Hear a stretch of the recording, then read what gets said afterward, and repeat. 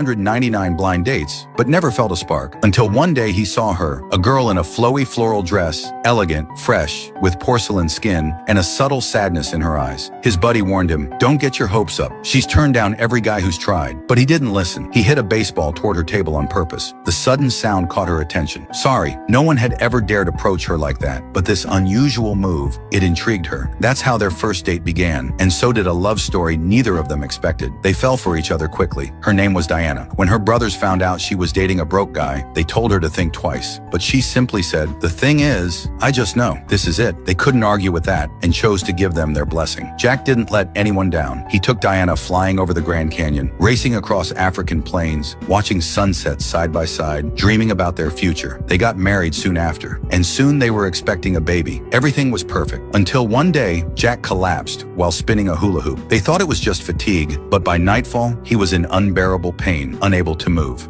His friend rushed him to the hospital. Doctors tried ice to stimulate a response, but he couldn't feel anything. "He's crashing. We need to get him on a respirator." The next day, Diana arrived, pregnant and anxious. She tried to stay calm, but her eyes couldn't hide the fear. Just last night, her husband was full of life. Now he couldn't even say, "I love you." Doctors diagnosed him with a 1 in 10 million paralysis. Only his head could move, the rest of his body completely numb. Even breathing required a machine. Diana, holding back tears, asked, "How long until he recovers?" The doctor shook his head. "The paralysis is irreversible. A good respirator will keep him alive. For a few months, maybe." She turned away and silently wiped her tears. Everyone urged her to walk away. "Let him go," they said. "He's already lost everything."